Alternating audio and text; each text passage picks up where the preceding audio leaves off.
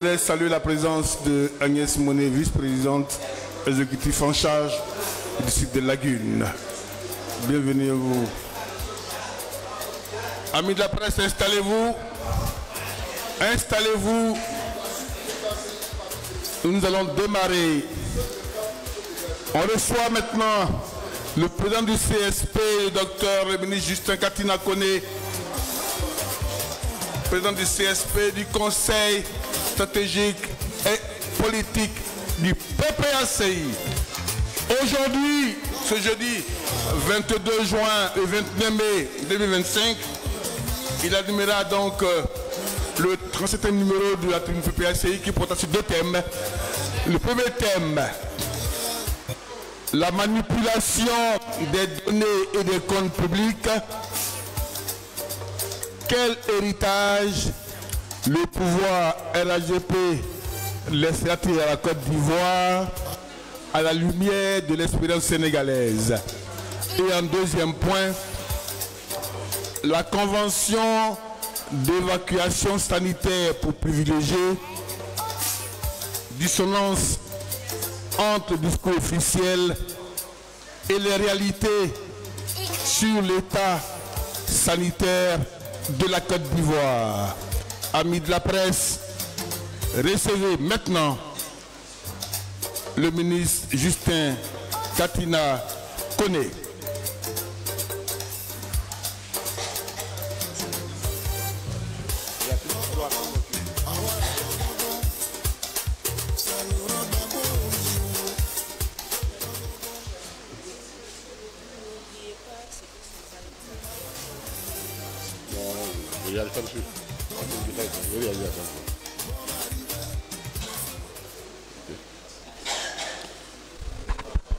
C'est bon?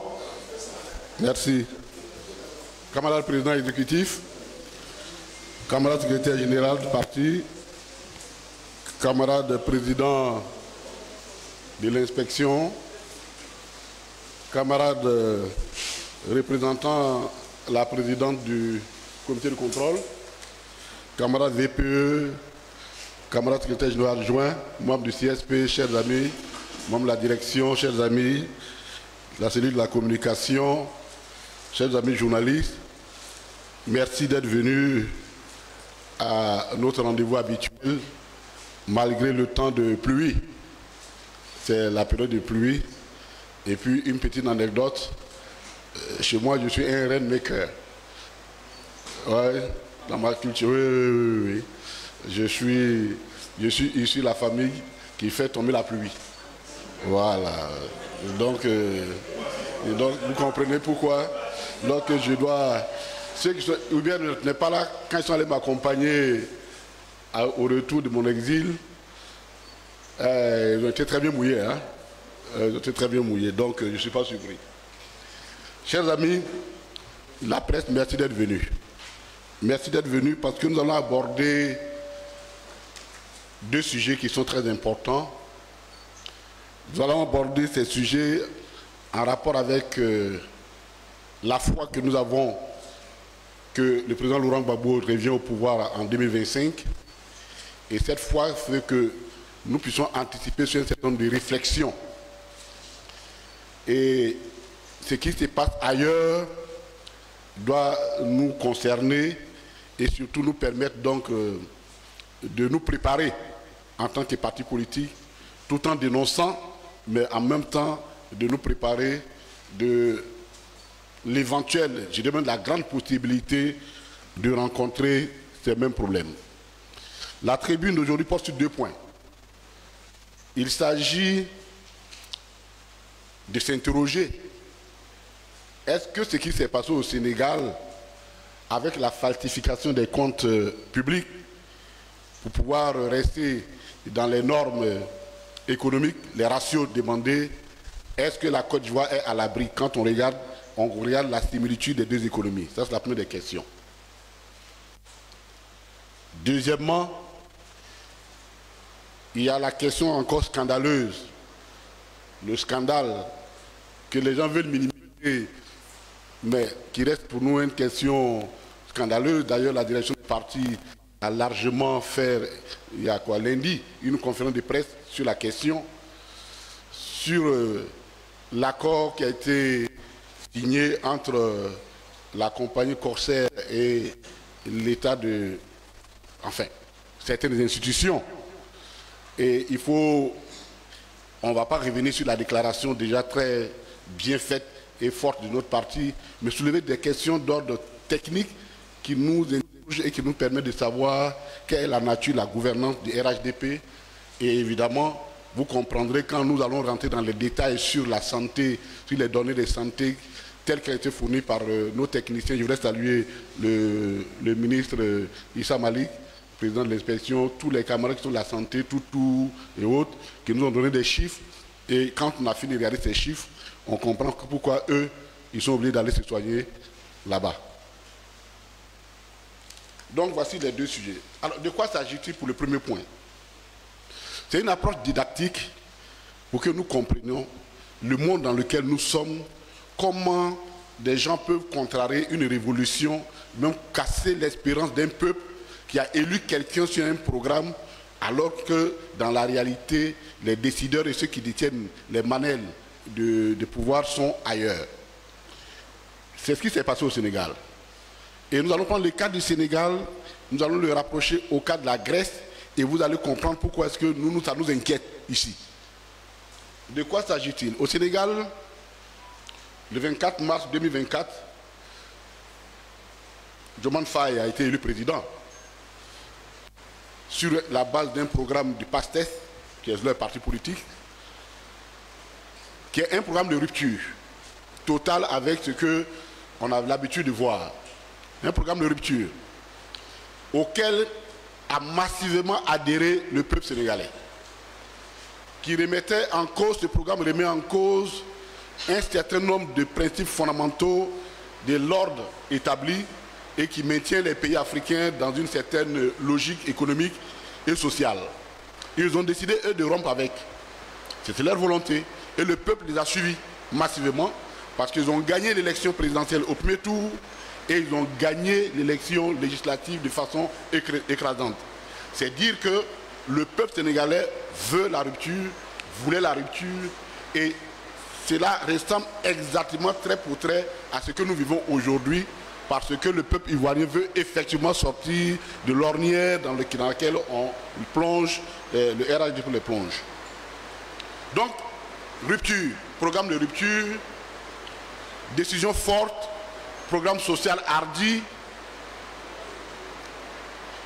C'est un peu, on pourrait dire, la version démocratique de ce qui se passe dans les pays de l'AES, et qui est également l'expression de la volonté commune des Africains. C'est une soif que les Africains expriment de pouvoir sortir et de se dessiner eux-mêmes leur propre destin. Et ça, c'est important pour qu'on comprenne ce qui se passe par la suite. Et pour qu'on comprenne pourquoi ce sujet nous tient à cœur et pourquoi nous-mêmes, en tant que PPACI, nous devons nous interroger et nous approprier de ce sujet. Et puis, ils prennent le pouvoir subitement. Dès les premiers moments, ils se rendent compte qu'il y a un problème au niveau de la comptabilité publique. Que les comptes publics ne sont pas ce qu'ils sont censés ou réputés être. Là, ils posent un problème de sincérité. Ils le disent déjà en septembre 2024, mais l'administration sortante dit non, c'est pas vrai, c'est du mensonge, ce sont des procès d'intention, c'est pas vrai. C'est ce que l'administration de Macky Sall répond. Et en février 2025, la Cour des comptes du Sénégal révèle que pendant le deuxième mandat de Macky Sall de 2019 à 2024, il y a eu une décision très consciente de sous-estimer le stock de la dette pendant des années précédentes. C'est-à-dire, le gouvernement sortant a falsifié volontairement, c'est-à-dire ce n'est pas une erreur d'écriture. On peut commettre des erreurs d'écriture comptable, mais falsifier ouvertement la comptabilité pour pouvoir rester dans une certaine logique. Et ça, ce n'est pas étonnant et ça nous donne l'idée pourquoi nous nous inquiétons. Puisque ici, après la crise de 2011, il y a eu des données ici où les salaires payés par l'administration du président Laurent Gbagbo, on leur a dit de ne pas comptabiliser ces salaires-là et de comptabiliser des salaires qui n'ont jamais été payés. C'est ce qu'on appelle la falsification des écritures comptables. C'est une falsification d'écriture comptable. Au point où, cette année, dans la loi des finances, ils ont été obligés eux-mêmes de revenir là-dessus pour dire, bon, trouver une formule pour comptabiliser parce qu'il s'agissait des salaires. Mais pendant tout ce temps, pratiquement plus de 300 milliards, 240 milliards à peu près, ont été des salaires qu'on a régulièrement payés. Et l'administration du RHDP a dit non, nous on ne reconnaît pas ces salaires, et puis comptabiliser plutôt des salaires que nous on aurait reçus et on ne sait pas. Mais la comptabilité là, on ne peut pas faire ça. Donc c'est resté en stock, en stock à payer. Et c'est au nom de tout ça là que la condamnation du président Laurent Gbagbo découle. Et toutes nos autres condamnations découlent pour qu'en 2025, dans la loi des finances, ils reconnaissent qu'effectivement il s'agit des salaires qu'il fallait comptabiliser comme étant des salaires. Falsification d'écriture comptable.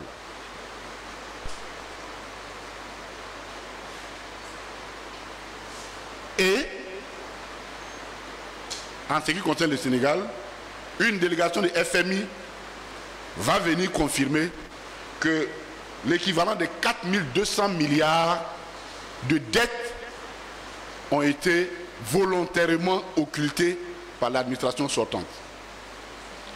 Chers amis, chez nous on dit le bossu, il se renseigne sur son propre enterrement en regardant l'enterrement d'un autre bossu. Ce qui se passe au Sénégal peut arriver ici. Peut arriver ici. Et nous allons vous expliquer. Et donc, quand on corrige tout cela, on se rend compte que finalement, tous les interdits économiques que l'UEMOA, entre griffes, que l'UEMOA et tout ce que vous connaissez, se sont imposés, c'est-à-dire il ne faut pas dépasser un seuil comment on appelle, de déficit budgétaire, il doit être en dessous de 3%. Le ratio dette et sur les recettes propres doivent rester dans une certaine logique. La dette rapprochée au PIB ne doit pas dépasser 70%. Il y a un certain nombre de ratios, une sorte de corset, hein, les corsets là, qu'on s'est tissé nous-mêmes ici, et on porte ce corset là qui nous sert, mais c'est comme ça fonctionne. Et donc, le Sénégal, dont le PIB, le ratio dette-PIB était dette était de l'ordre 74%, qui est déjà au-dessus, officiellement, quand ils font la correction, finalement on se rend compte que c'est 100%. Le déficit budgétaire que eux, dans leur comptabilité, ils avaient figuré à 4,9%, passe à 12%.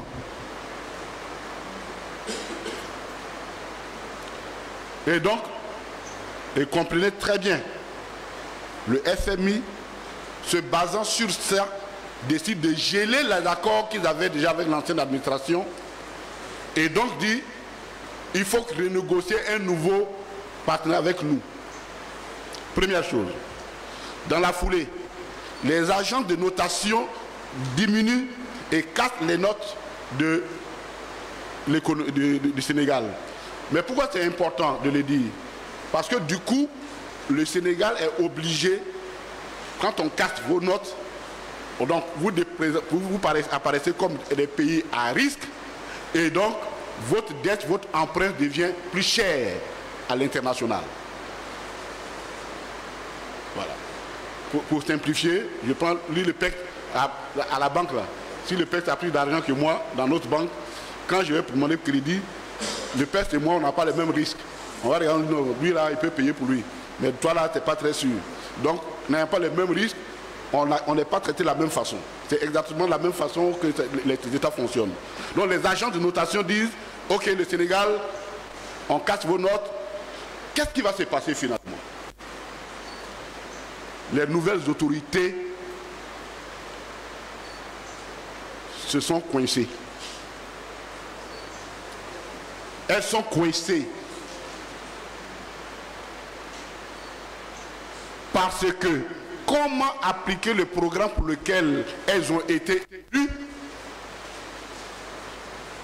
quand non seulement le FMI gèle, d'accord, et deuxièmement, on vous oblige à aller emprunter à des taux plus élevés que l'administration précédente. La conséquence, aujourd'hui, tout le monde dit que le Sénégal, la rupture annoncée tarde à venir. Elle ne peut pas venir. Et il y en a même qui commencent à faire passer l'administration du gouvernement de Sonko et l'administration de Diomaye Faye comme étant des traites parce qu'ils ne peuvent pas satisfaire les besoins, l'engagement qu'ils ont pris. Ça, prenez cet exemple et vous allez comprendre pourquoi c'est inquiétant. Pourquoi la question de la dette, pour nous en tant que parti souverainiste qui se bat pour prendre le pouvoir et corriger ce nombre de trajectoires, peut nous être fatal si nous ne sommes pas rigoureux sur ces questions-là. Parce que le cas du Sénégal n'est pas nouveau. Il faut remonter en 2015 pour voir ce qui s'est passé en Grèce. Même schéma. En 2015, Alexis Tsipras est élu, son parti de l'extrême gauche, l'équivalent de Mélenchon, quoi, actuellement en France, arrive au pouvoir en Grèce, en 2015. Et quand ils arrivent en Grèce, ils arrivent sur la base d'un programme de rupture. Il dit on ne rentre plus dans la Troïka parce que la Grèce était, après la crise des subprimes là, la Grèce était compressée. Il y avait même 3 pays, 4 pays qu'on appelait, ils appelaient PIG. PIG, c'est les ports. Les économies s'appelaient les PIG, le Portugal, l'Irlande et puis la Grèce, qui avaient des sérieux problèmes économiques. Et donc ils étaient compressés de part et d'autre. Le peuple n'en pouvait pas. Et donc, le peuple a donné son mandat à Alexis Tsipras et son parti de gauche pour pouvoir sortir de cette situation. Ils ont gagné les élections à pratiquement un siège de la majorité absolue. Le temps qui ont suivi l'été qui a suivi, les mois qui ont suivi, ils ont fait un référendum au peuple pour demander est-ce qu'on sort de l'austérité qu'on nous impose, que nous impose la Troïka. La Troïka, c'était la Banque centrale, l'Union européenne, la Commission de l'Union européenne, la BCE, la Banque centrale de l'Europe, et puis le FMI, la Troïka. Il est pressé, c'est-à-dire le peuple grec n'en pouvait plus. Comme aujourd'hui, exactement ce qui passe en Côte d'Ivoire. Alors, le peuple vote. Et Tsipras fait appel à il convoque un référendum. Le peuple vote le référendum à 60% pour la volonté de Tsipras de quitter l'austérité démocratique, nette. Dès qu'il finit, les jours qui suivent, le monde entier annonce que la comptabilité grecque a été falsifiée depuis depuis son entrée à l'Union européenne. Donc on leur impose un certain nombre d'exigences. Tous les créanciers demandent qu'on les rembourse, qu'ils soient remboursés. La Banque centrale de la Commission européenne leur dit, écoutez, nous on ne peut plus financer, parce que votre système que vous avez pris là, l'autre option, on ne peut plus financer ça. Qu'est-ce que les Grecs ont fait? En 2019, Tsipras a perdu les élections, tout simplement parce qu'il est apparu aux yeux du peuple comme étant un traître. Il n'a pas été capable de leur apporter la solution. Et ceux qui avaient plongé la Grèce dans cette situation, c'est-à-dire la droite, qui avait corrompu sa comptabilité pour pouvoir rentrer dans l'Union européenne et que l'Union européenne savait, ils ont utilisé l'arme de la dette pour casser la volonté du peuple grec de sortir donc de la situation qu'on leur imposait, qu'on lui imposait, et finalement l'espérance de la rupture a tourné court. 2 exemples qui nous interpellent. C'est vrai qu'aujourd'hui, nous n'avons aucune donnée qui nous permet de dire que nous allons observer, nous allons avoir on aura les mêmes, quand je dis, on l'affirme parce que nous allons prendre le pouvoir, qu'on va observer les mêmes choses. Mais, quand on regarde la structure des deux économies des deux pays, la pratique gouvernementale de l'administration Macky Sall et celle actuelle, on a toutes les raisons d'avoir peur. Politique économique basée sur les infrastructures. Plan du Sénégal émergence 2020. Plan de la Côte d'Ivoire émergence. Le Sénégal était aussi dans un plan d'émergence 2020. Côte d'Ivoire, plan d'émergence 2020. Emprunt pour faire des infrastructures. Blim blim. La Côte d'Ivoire fait la même chose.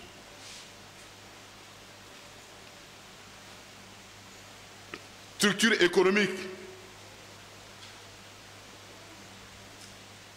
La même structuration économique, même si l'économie ivoirienne est encore plus dynamique en termes de volume, mais la structuration reste la même.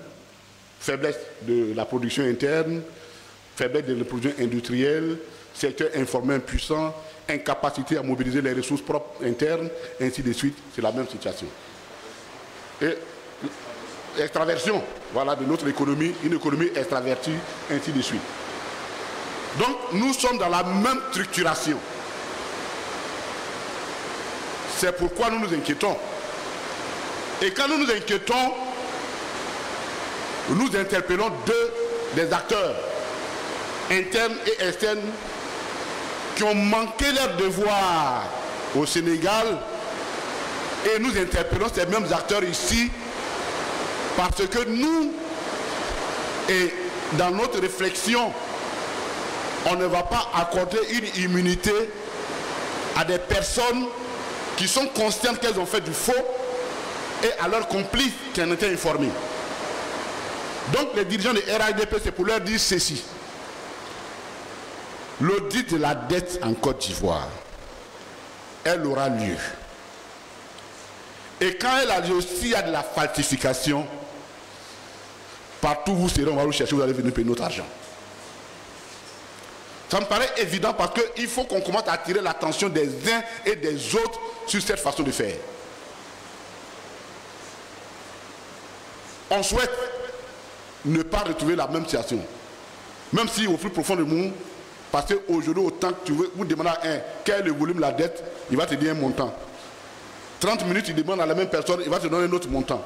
Tu prends une autre personne, on ne connaît pas exactement quel est le volume de la dette de la Côte d'Ivoire. Si tu n'es pas sorcier, tu ne peux pas savoir ça. Ça, c'est l'administration qui va sortir.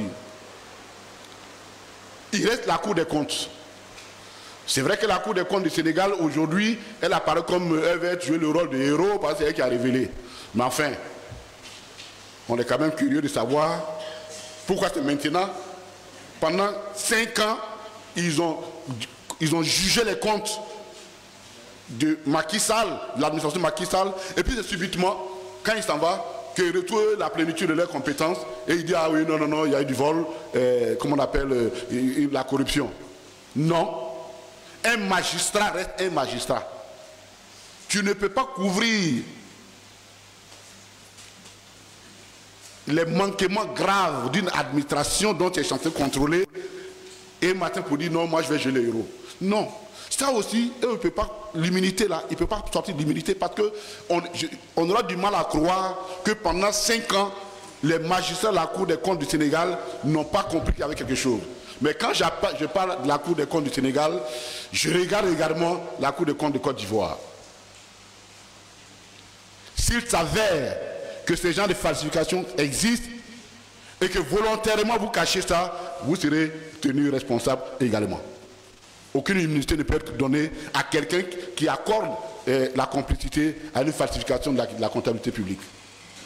Donc en interpellant notre regard sur la Cour des comptes du Sénégal, c'est un regard, un appel à des pieds que nous faisons à l'endroit de la Cour des comptes. C'est la même chose que l'Assemblée nationale.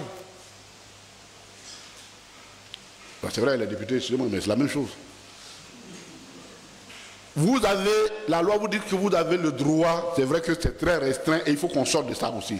C'est très restreint et dans le programme, dans la vision du président Gbagbo, il faut effectivement qu'on donne plus de pouvoir à l'Assemblée nationale pour effectuer son contrôle, son rôle de contrôle budgétaire, son rôle budgétaire. Parce que l'Assemblée nationale intervient dans la loi de... C'est elle qui vote la loi de finances, donc le budget, et c'est elle qui vote la loi de règlement, qui vient dire, oui, vous avez exécuté le budget dans les conditions normales, ainsi de suite. Ah ben, si on se rend compte que ce n'est pas vrai, on va vous appeler aussi. Hein. Ah oui, mais parce que vous avez fait une loi de règlement, sauf à prouver qu'on vous avez caché, qu'à vous aussi on a caché la vérité. Mais au-delà de ça, ce sont en interne. Et les complicités externes. Quand j'ai écouté le chef de la délégation de la mission de FMI au Sénégal, je me suis dit, les gens ils se moquent de nous, quoi.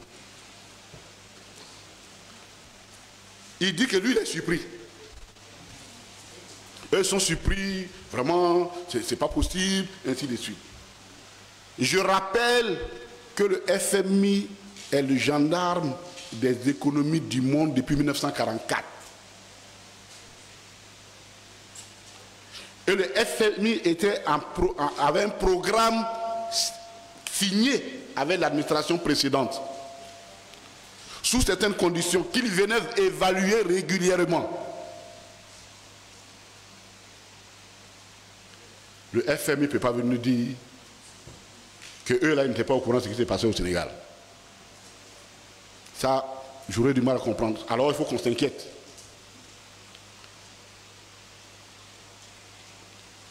Parce que ils scrutent nos économies jour par jour. C'est comme un médecin urgentiste devant un malade qui est en réanimation. Docteur, je passe sous ton couvert. Qui est en réanimation. Et puis, le malade meurt.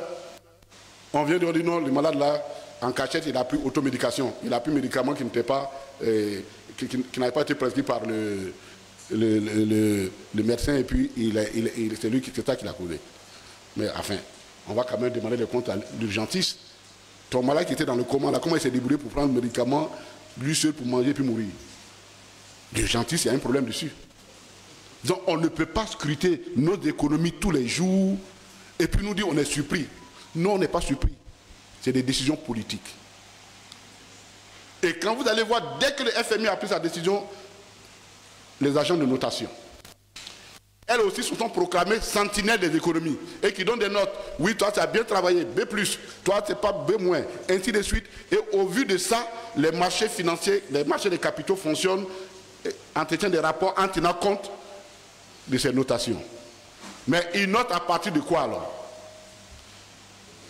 Parce que si un examinateur, il vient s'asseoir et puis il vient dire, bon, moi je suis l'élève, je vois l'examinateur, je dis, bon, professeur, j'ai bien travaillé, j'ai 18. Et puis toi, tu vas me dire, oui, il a bien travaillé, il a 18. Bon, ton rôle n'a pas de sens. Or, c'est exactement ce que ça apparaît. C'est-à-dire, eux, ils disent, nous, on note sur la base des déclarations que font les États. Mais si les gars a falsifié, tu as noté quoi? Et je rappelle qu'en ce qui concerne le Sénégal, un an avant qu'ils ne partent, ils sont allés sur le marché des fonds, le marché des capitaux. Ils ont pris des eurobonds de 750 millions d'euros, au même titre que la Côte d'Ivoire. Et donc, c'est-à-dire que sur la base de leur notation, ils sont allés prendre des dettes sur le marché des capitaux. Donc, vous ne pouvez pas nous dire que vous n'êtes pas au courant. Tout ça là, pourquoi nous faisons ça? Parce que nous avons un programme de rupture. Parce qu'on ne peut pas continuer à ce que le RHDP nous propose. Et ce programme de rupture va nous amener à prendre des décisions. Mais qu'est-ce que le message que le FMI et les agents de notation nous donnent?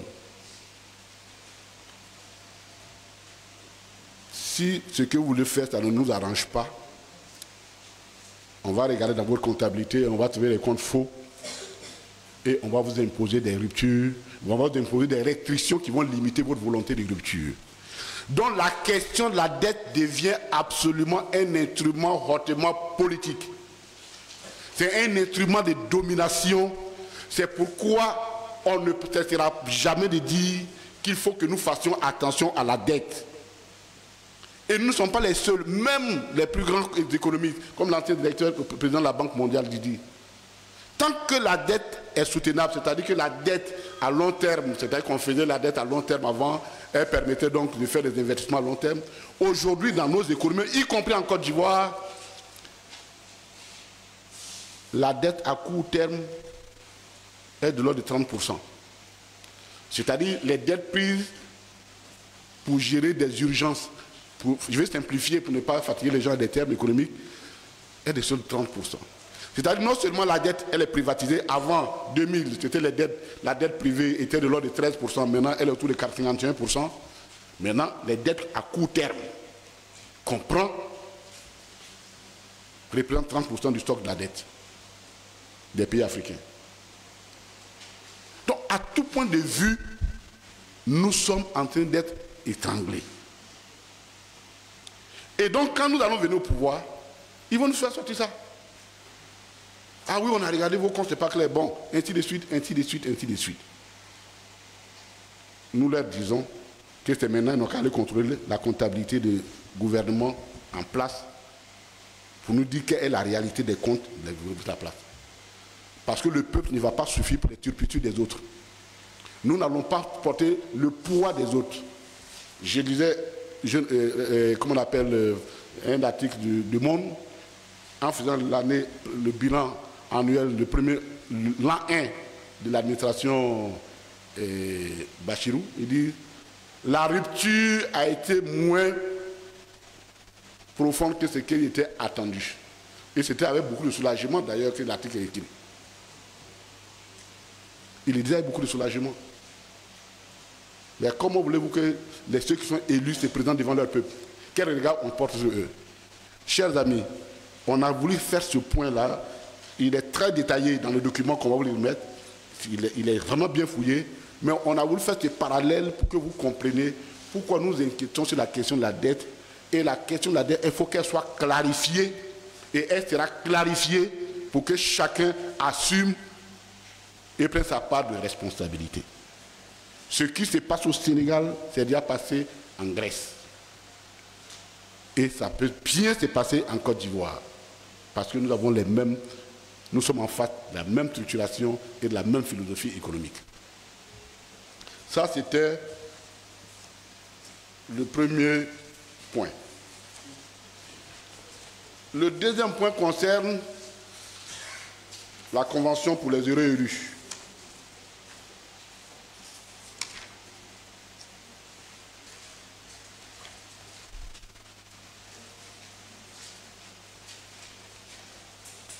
La convention sanitaire, d'évacuation sanitaire pour les privilégiés de la nation. C'est comme ça qu'il faut l'appeler. Hein? C'est pour les privilégiés de la nation. Le titre, comme nous avons dit, c'est la dissonance entre le discours officiel et les réalités sur l'état sanitaire en Côte d'Ivoire. Parce que on ne peut pas venir tous les jours nous dire nous avons les meilleurs hôpitaux du monde et puis aller se soigner dans des hôpitaux qui sont moins équipés que les nôtres. Si c'est les meilleurs du monde, vous allez ailleurs, pourquoi?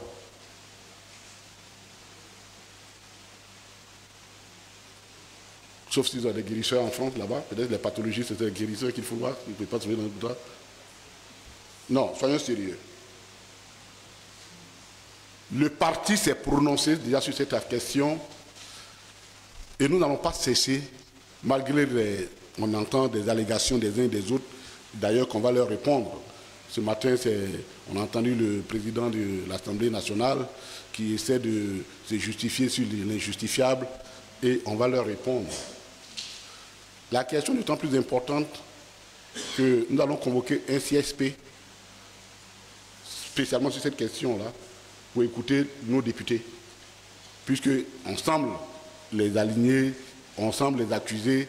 Et donc, nous prenons tellement cette affaire au sérieux que le mardi prochain, nous allons avoir un CSP et nous allons écouter nos députés sur cette question. Qu'est-ce qu'il en est réellement? Le parti veut savoir qu'est-ce qu'il en est réellement, ce qui se passe réellement. Pour vous dire que nous sommes très à cheval sur le sérieux de cette affaire. Parce qu'il s'agit d'un scandale. Il s'agit d'un scandale, pas plus, pas moins. Et quand les gens font de l'amalgame pour noyer le poisson, on va leur faire les détails pour qu'ils ne nous perdent pas le temps et ils n'essaient pas de nous éloigner de l'essentiel.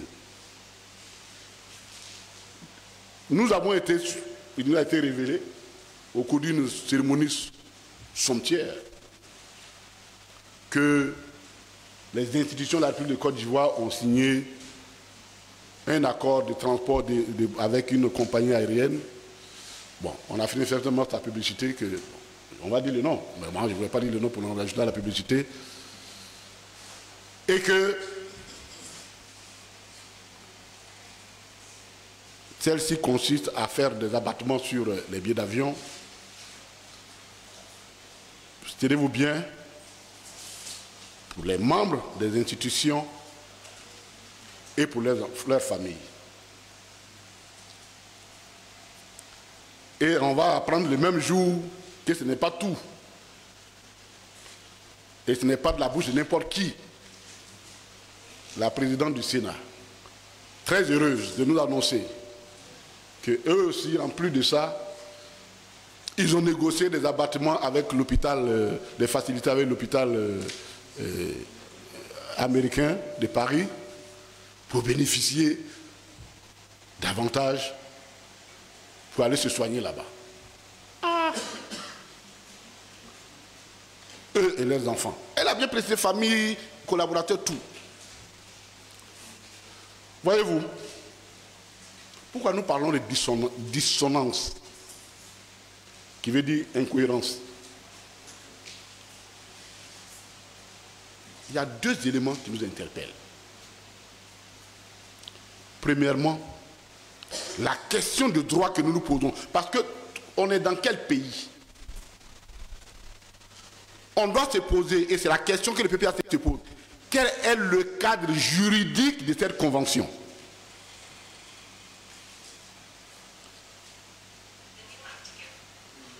Parce qu'en droit ivoirien, en tout cas si nous sommes encore dans une république,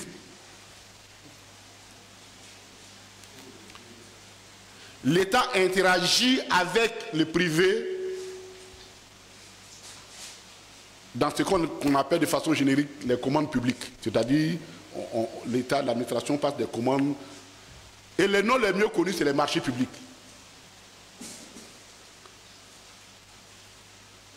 C'est-à-dire le président de l'Assemblée nationale, le président du Sénat, le président de la République, encore quelques exceptions près, puisque lui, il a un budget hors contrôle. Les institutions, l'administration ne prend pas l'argent dans la poche pour se promener pour dire bon, je vais acheter bic, donne-moi un bic, et puis il paie 100 francs, et c'est là il tombe dans ton main, et puis je veux acheter cafetière. Non. Il y a une procédure de passation de marché public dans chaque pays.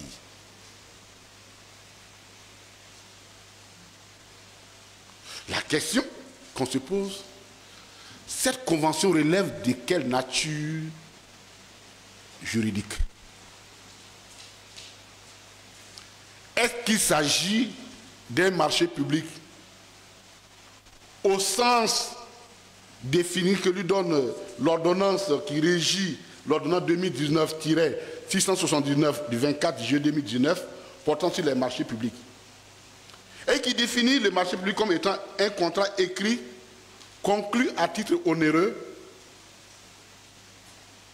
par une autorité contractante pour répondre à ses besoins, c'est-à-dire aux besoins de l'autorité contractante, donc le besoin de l'administration.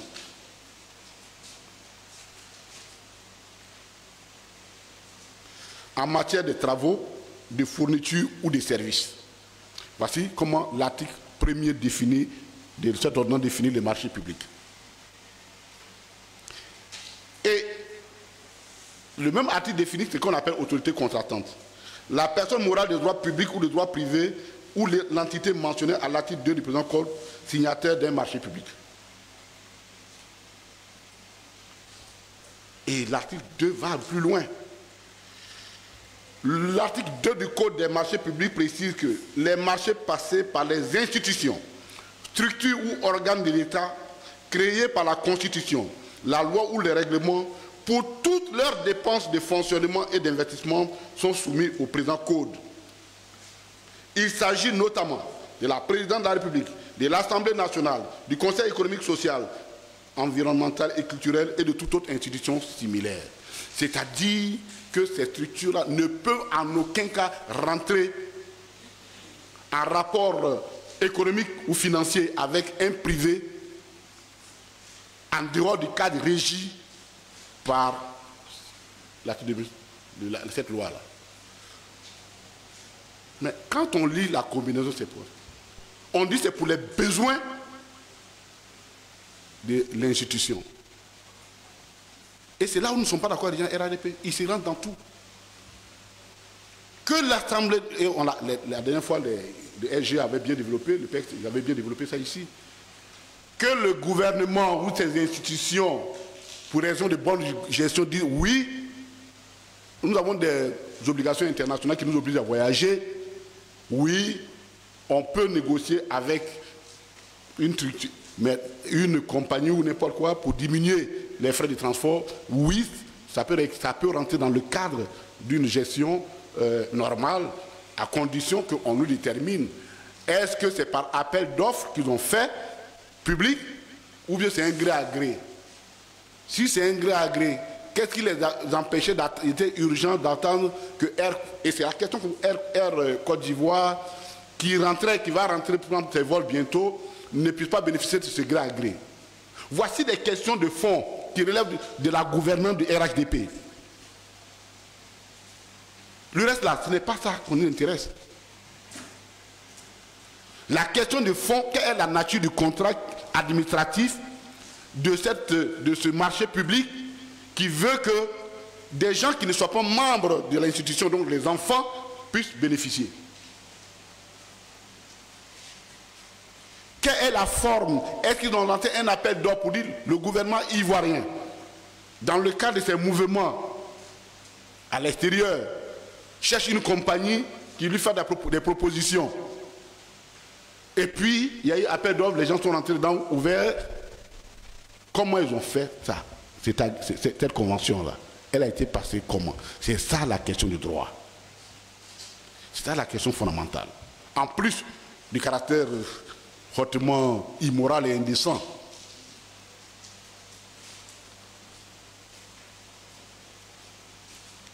Deuxièmement, qu'est-ce qui justifie, qui donne droit, qu'est-ce qui donne... Et je vais vous rappeler quelque chose, chers amis. Voyez-vous, quand nous disons ces choses, le problème des RADP, eux croient que la Côte d'Ivoire est née le 11 avril 2011. Pour eux, quand ils parlent, ils pensent que la Côte d'Ivoire... Non. Nous avons une expérience. Et je suis heureux que quelqu'un de la dette, l'un des spécialistes de la dette de la Côte d'Ivoire soit là, parce qu'il a beaucoup travaillé. Donc il faut qu'on te voit parce que Boiseau, c'est l'un des spécialistes de la dette publique ici. On est allé en 2008 dans le cadre de la préparation du point d'achèvement PPTE pour aller discuter, rééchelonner nos dettes. Et une délégation est allée au Club de Paris. Le Club de Paris, ce sont les dettes bilatérales, c'est-à-dire les dettes entre États. Là-bas, la Côte d'Ivoire est partie avec un stock de sa dette pour dire, bon, voici ce que vous nous devez, État de France, vous nous devez, bon, vous et puis vos représentants, bon, on n'a qu'à voir comment on va gérer ça pour préparer le programme PPTE. C'est dans la salle que l'assistance hospitalière de Paris, qui est un organisme qui gère les CHU, fait sortir une note pour dire, voilà, vous nous devez pratiquement 2,4 milliards pour évacuation sanitaire. C'est-à-dire la délégation du ministre de l'économie et des finances, là-bas, lui, il va se rendre compte qu'on va l'informer qu'il y a crédit sur l'évacuation sanitaire depuis les années avant 2000, qui fait 2000, à peu près 2 milliards 400 millions de francs CFA. Ajoutez ça sur vous, ce que vous nous devez. Mais nous, on n'est pas au courant. Il est ici. Après des discussions, on a été obligé d'intégrer cette dette-là dans le solde, le stock des dettes que nous devons défendre, nous devons traiter. Sans même savoir, est-ce que ça concernait les enfants, ça concernait les personnes, on ne savait pas. Ça s'est fait. Donc, ce n'est pas la théorie. Mais pourquoi la délégation ivoirienne n'était pas au courant? Parce que ça s'est fait en dehors du cadre légal des dépenses publiques. Et c'est dans ça qu'on se retrouve aujourd'hui. Parce que quand on va faire le point, un budget, c'est des chapitres qui existent. S'il n'y a pas de chapitre, il n'y a pas on ne peut pas te faire exécuter un budget. Il y a un directeur de financier qui était, un ancien DAF qui est ici, il sait de quoi on parle. Donc, s'il n'y a pas de chapitre budgétaire, on ne peut pas exécuter un budget. Mais dans le chapitre budgétaire, là, est-ce qu'on a mis dedans, parce qu'ils vont mettre dessus voyage à l'étranger. Ça concerne quoi? Les membres des institutions ou leurs enfants. C'est la même chose pour l'hôpital de Paris, l'hôpital de Neuilly. Mais ça, je ne sais pas comment Madame la Présidente, à ce niveau, a pu faire sortir ça. On peut aller, en plus de ça, on a un autre avantage, on va aller se soigner à l'hôpital américain avec des facilités. Aïe!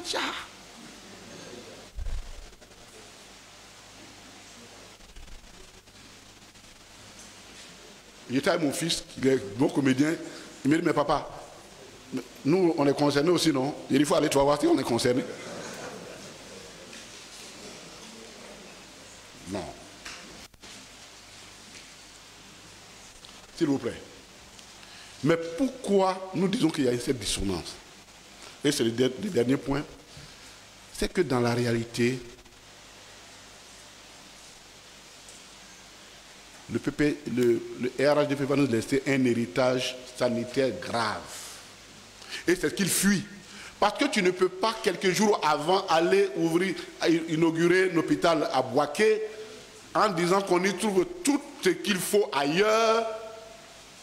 Et puis le soir, venir dire non, nous là, on s'en va se soigner en France. Il y a un problème. Et s'il vous plaît, ce n'est pas les experts qui manquent dans ce pays-là. Même s'il y a une pathologie pour laquelle il n'y a pas d'experts, on peut aller les former. Mais pourquoi ils le font? Et on va vous expliquer.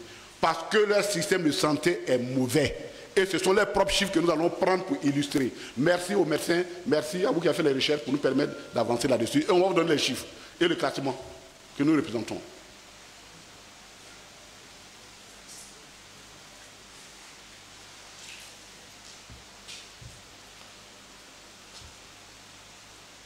L'espérance de vie en Côte d'Ivoire.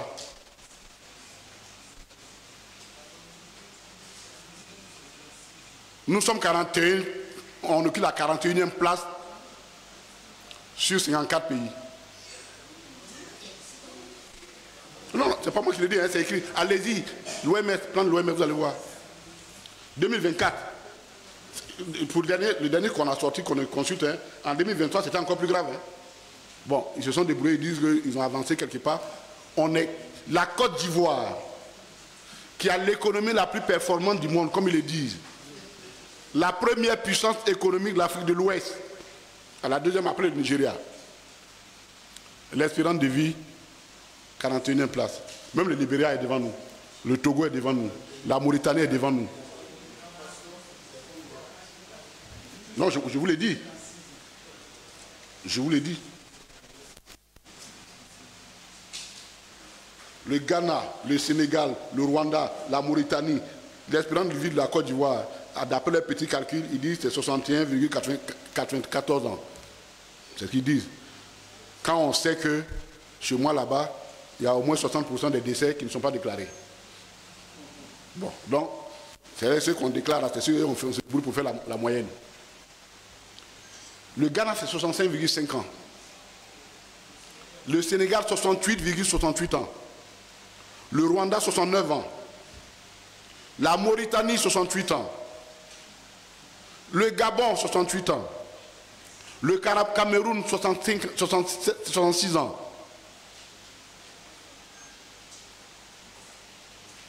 Voilà ce qu'ils fuient. Leur espérance de vie.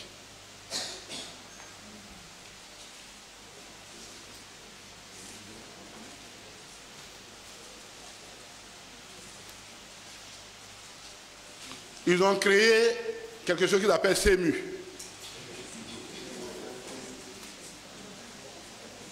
Couverture maladie universelle.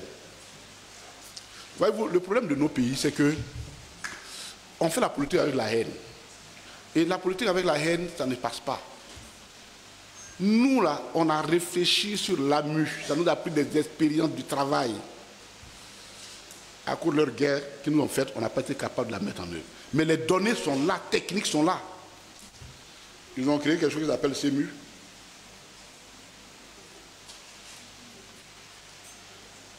Et qui, seulement 20%,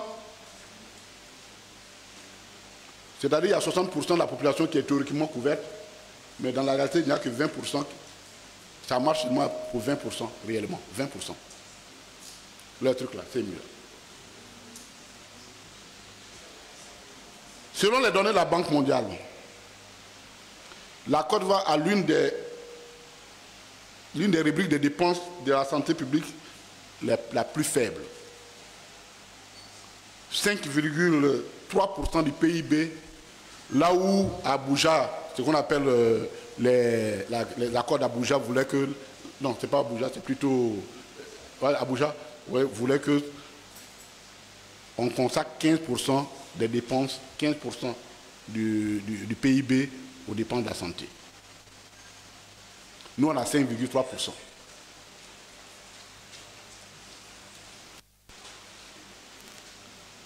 Et ce n'est même pas bien réparti. Un enfant né à Abidjan, il a 4 fois plus de chances de survivre qu'un enfant né à Odiéné. D'ailleurs, à Odiéné, vous avez vu, vous connaissez les couveuses, non? Vraiment, ça là, vous nous avez... Ousmane, ça vous avez mis contre nous. Hein. Aïe! Vous connaissez les couveuses pour prématurer à Odiéné? Vous ne savez pas?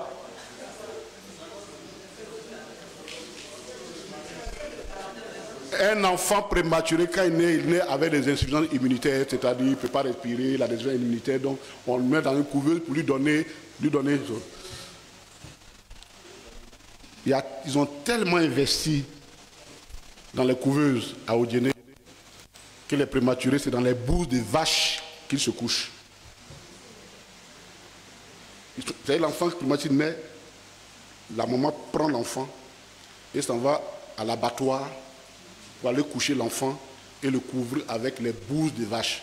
On est à l'antenne, il y a des noms, c'est le nom propre, pour ne pas dire autre nom. Bouses de vache, vous connaissez ce que ça veut dire, non?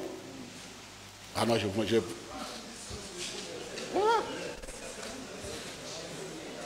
Les déchets des vaches, voilà. Il y a une vidéo, et c'est quelqu'un qui a filmé, qui a présenté ça.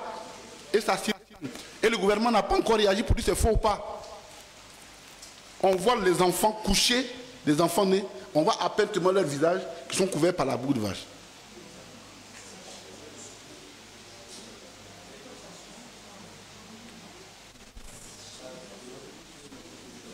Même les peuples qui ont pour spécialité l'élevage ne préparent pas leurs enfants à l'élevage de cette façon-là. Voici ce qui se passe dans notre pays.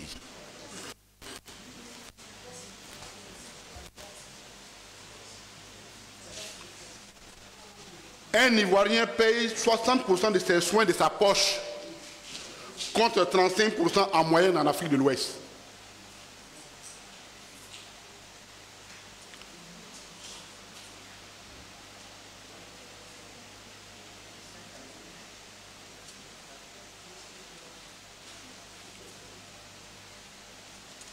Et il y a les inégalités.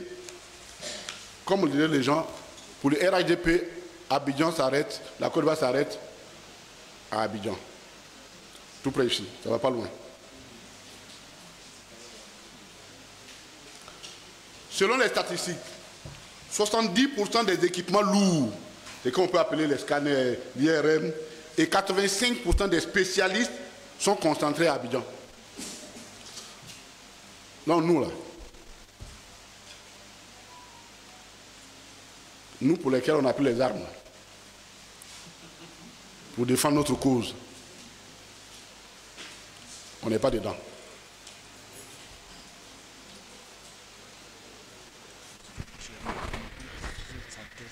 Ok.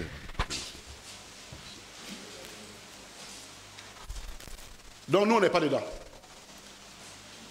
70% des équipements lourds et 85% des spécialistes. Et on vous dit, quelqu'un qui fait un accident, un traumatisme crânien grave à Bouna, il faut qu'il descende jusqu'à...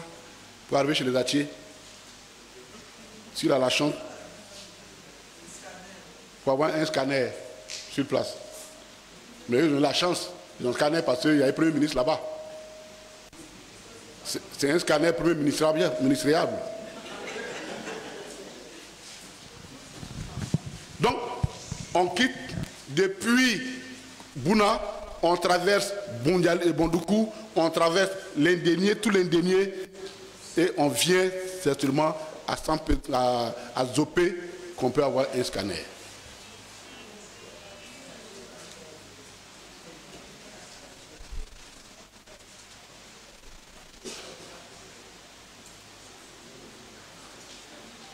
À l'intérieur, il y a un médecin pour 25 000 habitants, contre un médecin pour à peine 5 000 habitants à Abidjan. 40% des salles de santé ruraux sont sans salle d'accouchement. 40%. C'est-à-dire les femmes, là, nos mamans, les matrons continuent d'exercer leur métier. 0 IRM public hors d'Abidjan. Alors qu'au Ghana, on en compte 25 et au Sénégal 12. 0 IRM. En dehors d'Abidjan.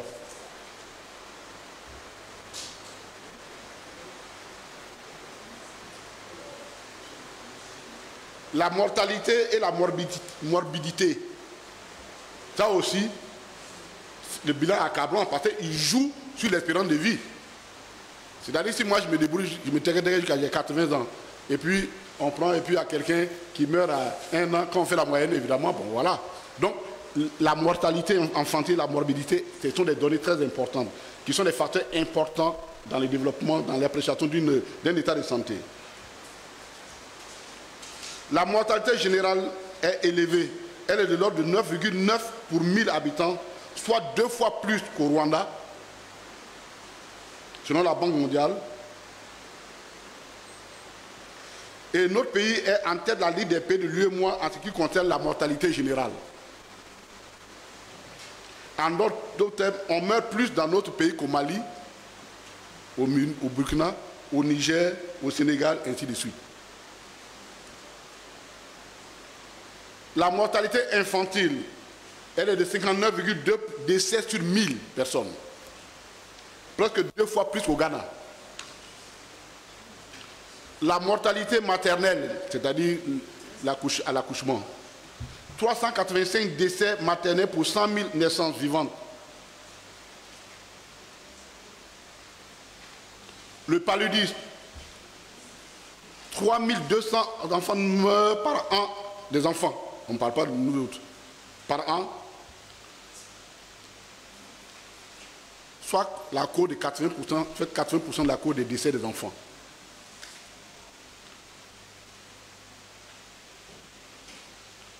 Alors que au Ghana, avec 4 millions de cas, il n'y a seulement que 1500 décès.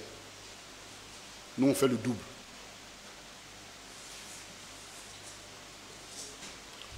On a 30% des vaccinations, des vaccins qui sont perdus à cause du problème de réfrigération.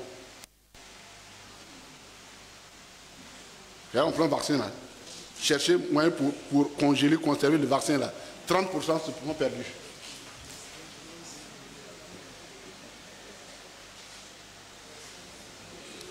En ce qui concerne les dépenses du budget annuel, seulement 7,29% du budget annuel sont alloués à la santé, contre 13% ne fait que pour le Burkina Faso et 8% pour les pays à région au même niveau que nous.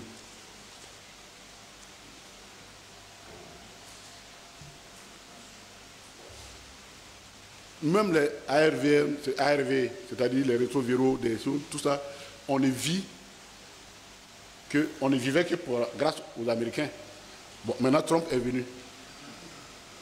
Et on ne s'arrête pas là. La dernière fois, je parlais avec quelqu'un, une spécialiste qui me disait, une dame, médecin, qui travaille à l'USAID avant, qui dit, même l'oxygène dans nos hôpitaux, c'est-à-dire l'oxygène respiratoire qu'on donne, était fourni par l'USAID. Aujourd'hui, ils n'en fournissent plus. Donc, pratiquement, les centres sont en panne d'oxygène.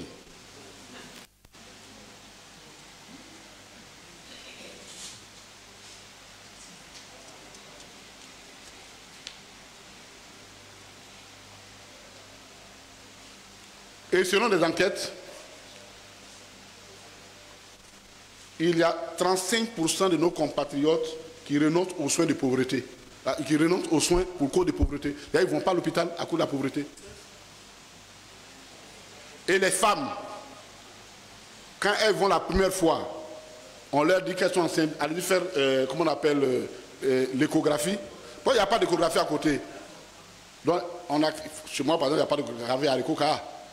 Il faut marcher pour aller à Niakara, vous pouvez trouver une voiture pour aller à Niakara, ou une échographie pour tout un département.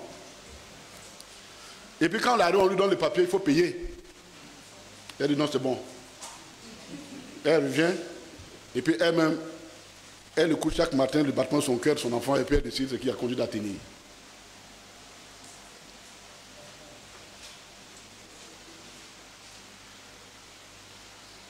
La qualité des services.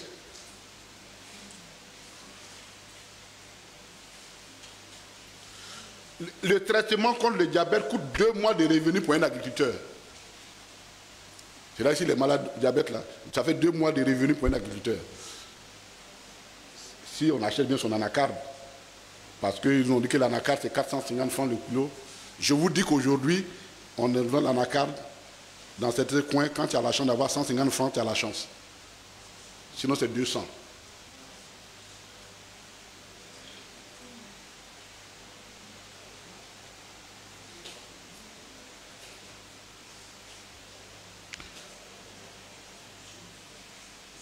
La qualité des services de santé.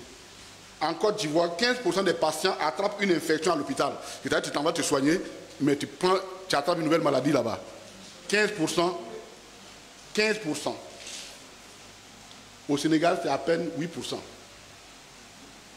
Parce que là-bas, eux font des audits sanitaires réguliers. Donc chez nous, tu t'envoies un palu. Si tu ne fais pas attention, tu reviens avec autre chose.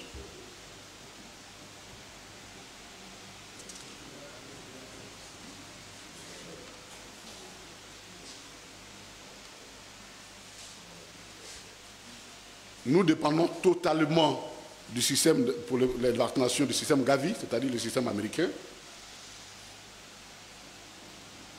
Des importations. On n'a pratiquement aucune usine publique de fabrication de médicaments en Côte d'Ivoire. Il y avait un pauvre qui en avait ouvert Rouget à Yopougon, un Américain qui est venu ouvrir. Et parce que le président Gbagbo était allé inaugurer l'usine, dès qu'ils sont arrivés, ils sont allés casser l'usine pour dire que c'était l'usine de Gbagbo. Donc, Rouget est fermé, il n'y a plus d'usine, voilà un point trait. Le Sénégal fabrique ces tests PCR, les tests PCR là, c'est-à-dire l'examen du Covid là, nous on attend toujours, on les importe.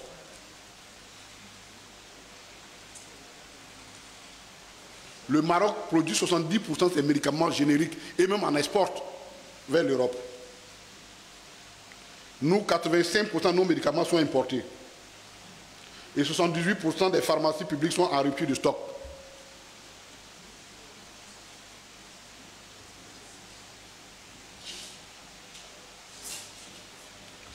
Un pays comme le Rwanda a 200 centres de télémédecine, c'est-à-dire où tu peux rester chez toi et puis demander, je ne suis pas expert, je consulte par voie, par télémédecine, un expert qui me dit, ah, voici les données, telle chose, et puis l'expert, nous, on n'en a pas.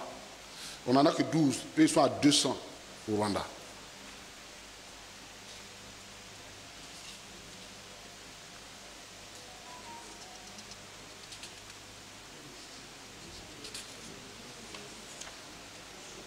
Je ne parle même pas du personnel qui est en pénurie. Pénurie de personnel. C'est-à-dire, bon, voilà. Le tableau est là, hein, on va vous le donner. Le tableau est là, il est pathétique. Alors vous comprenez alors pourquoi eux ils sont obligés d'aller se soigner là-bas. Entre les discours officiels et la réalité en Côte d'Ivoire, la différence est abyssale. On ne peut pas continuer avec ça. On ne peut pas continuer de narguer le peuple avec ça. Il faut que nous en sortions.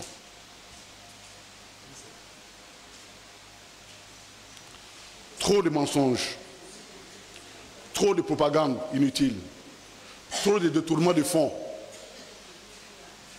trop de mépris pour le peuple. En gros, trop, c'est trop. Je vous remercie.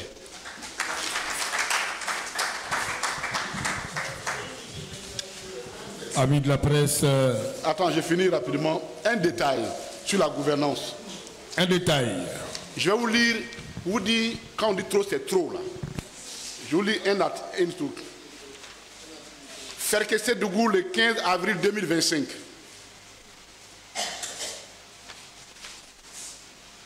District autonome des Savanes. Région du Tchologo. Courrier numéro 442-CRT-CAB-DGA. À messieurs les secrétaires départementaux de RADP du Tchologo. Écoutez bien. Objet. Recrutement de personnel pour le port sec de Ferkessé-Dougou. Messieurs les secrétaires départementaux, j'ai le plaisir de vous informer que dans le cadre du démarrage des activités de la cellule de gestion du projet de construction du port sec de Ferkessé-Dougou, il est lancé le recrutement de personnel dont les profils sont les suivants. Un directeur technique adjoint chargé des travaux de route ayant un niveau d'ingénieur de travaux Bac+5, 2 interprètes pouvant traduire correctement la langue chinoise en français et vice-versa, conducteur d'engins lourds, mécanicien d'engins lourds, menuisier, ferronnerie, maçon. Le dossier de candidature sont à déposer à l'administration de la district Lille au port sec de Ferkessé-Dougou à Deko-Kaa, rue de Wangolo à 300 mètres du corridor nord. Pour toute information supplémentaire, appelez 01 02 33 33 33. Veuillez agréer, monsieur le secrétaire départemental, l'expression de ma parfaite considération. Signé le deuxième adjoint, je n'ai pas dit son nom. C'est un parent. Je ne vais pas l'exposer. Signé le deuxième adjoint du conseil de la région.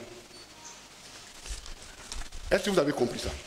C'est-à-dire une institution de la République s'adresse à un parti politique pour l'informer de l'existence de postes de travail pour un service public. Ça veut dire qu'à Ferké, là, le port autonome sec de Ferké, le port sec de Ferké, si tu es PPACI, tu n'as pas le droit de travailler.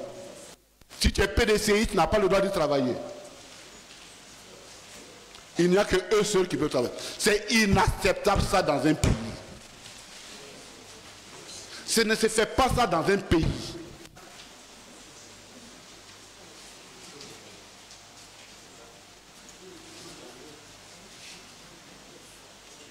Même au parti unique, il y avait un peu d'éthique. Au nom de quoi les autres citoyens n'ont pas droit au travail en Côte d'Ivoire si tu n'es pas RHDP? C'est quoi ça, cette histoire-là?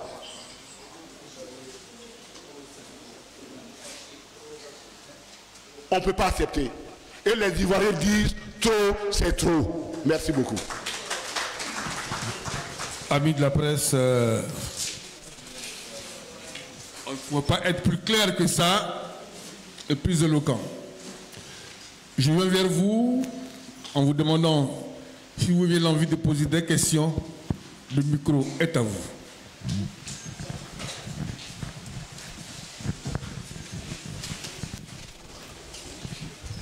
Le temps pour le ministre de souffler, juste 30 secondes, et il est à vous. Posez la question. Merci. Je suis Carlos Dogba de Riel TV. Monsieur le ministre, dans le premier volet de votre développement, vous avez dit clairement que vous n'avez pas de données exactes pour peut-être pour dénoncer les chiffres, la notation financière. Voilà, donc je me demande maintenant si vous n'avez pas les données et des données, pourquoi est-ce que vous autorisez une telle conférence? Pourquoi vous arrivez à faire la conférence? Puis la deuxième chose, vous voulez convoquer les députés PPACI. S'il arrive que les députés PPACI ont fait part de la convention, est-ce qu'ils vont rembourser les frais liés à la convention qui a été signée entre l'État et entre les différents ministères et conseils? Merci. Les institutions, et les conseils, est-ce qu'ils vont rembourser? Merci. Merci. Deuxième question.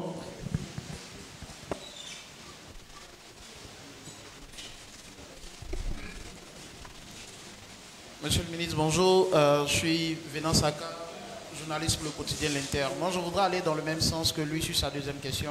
C'est de savoir s'il advenait, après avoir entendu les députés du PPACI, que certains d'entre eux auraient été partis à ce contrat, à cette convention qui lie l'Assemblée nationale à la compagnie aérienne. Est-ce que le PPACI prévoit de sanctionner ces députés sur ce cadre-là, étant donné que le PPACI lui-même condamne cette convention-là? Troisième question.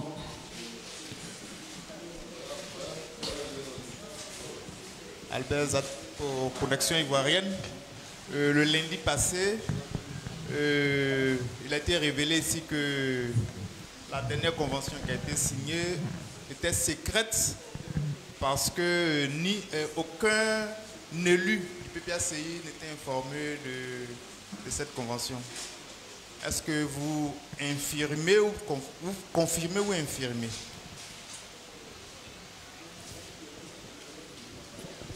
Ok. On va maintenant permettre au ministre de répondre aux trois premières questions. Monsieur le Real TV, nous sommes très prévoyants. On n'attend pas du tout que les dangers viennent nous trouver et puis on se débat. Je crois que si vous avez bien écouté mon raisonnement, vous avez compris que nous avons levé un certain nombre de similitudes. Ce que nous sommes en train de dire, c'est qu'on a dit ce qui se passe là-bas, et ça peut bien se passer ici. Et on a même donné quelques exemples sur la question des salaires qu'on a payés en 2011, où ils ont dit de ne pas les comptabiliser. C'est ça qu'on appelle la falsification des écritures comptables. Donc même si on n'a pas la plénitude de toutes les données, mais on a encore quelques indices qui nous inquiètent. Donc nous ne faisons qu'attirer l'attention. Et surtout, ce qui est important ici, c'est d'attirer l'attention de tous les acteurs.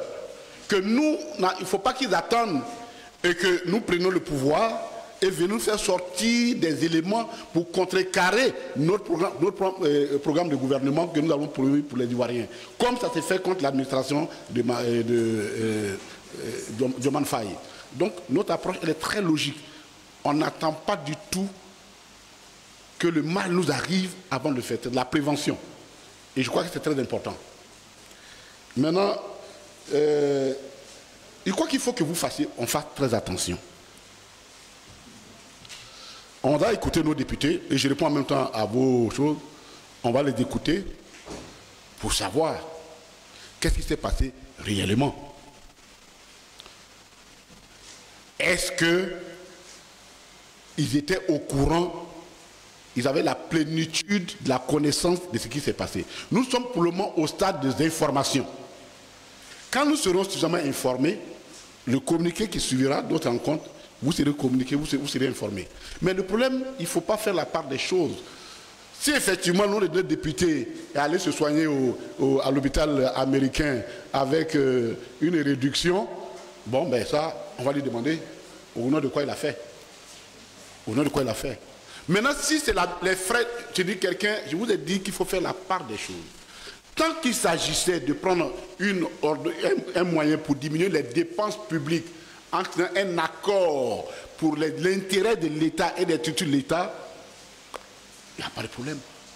Mais ce qui est le problème, et on ne sait pas quelle est la nature du contrat, c'est le fait que, en plus des élus, on met les parents. C'est ça qui est notre problème.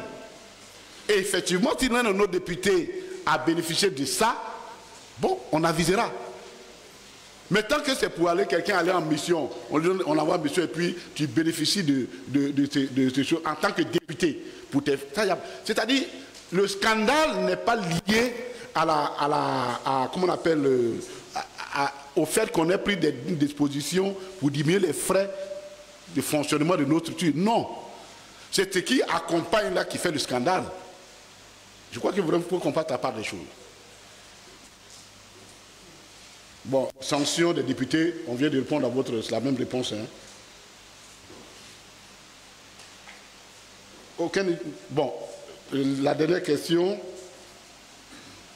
nous allons interroger les députés. Ils étaient vraiment informés. On leur a dit quoi? Parce que si moi, je suis député, parce que ce n'est pas tous les députés qui s'en vont signer. Si je suis député et que le président, mon adjoint me dit, ah, on a négocié avec telle compagnie pour faciliter vos missions à l'étranger, mais si les députés, là, lui, s'en tient à ça. Il ne va pas aller chercher. Si on lui a donné l'information, il n'y a pas de problème. Mais par contre, qu'en plus de lui, sa copine peut partir, son enfant peut partir, sa maîtresse et autres, ah, ça devient une autre affaire. Donc il faut faire la part des choses. C'est pourquoi vraiment nous tenons à ça. Le président Gbagbo tient vraiment à la transparence et à la clarté de ces questions-là. Il nous a instruit, le CSP va se réunir avec les députés. Pour comprendre comment ça s'est passé.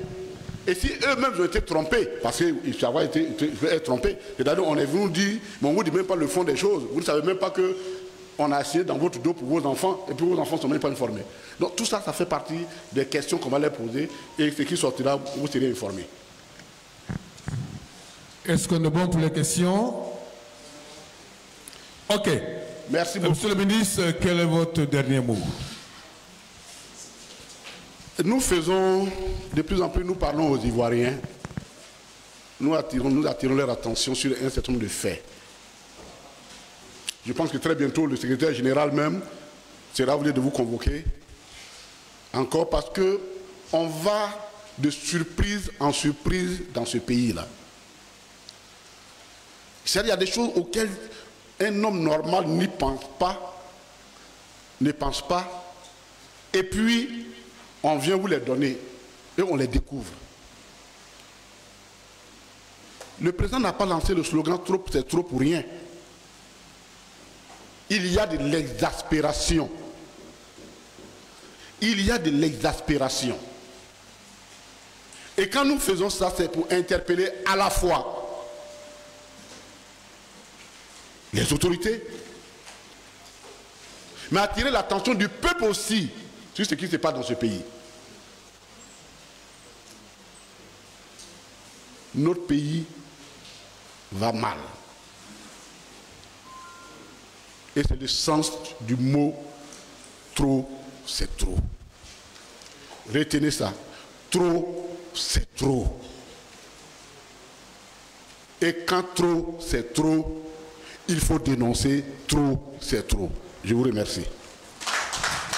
Merci, chers amis de la presse. Merci au ministre Kodé Katina. Ici s'achève donc le 37e numéro de la PPACI. Merci à vous, amis de la presse. Rendez-vous dans 15 jours pour de nouveaux sujets. Je vous remercie.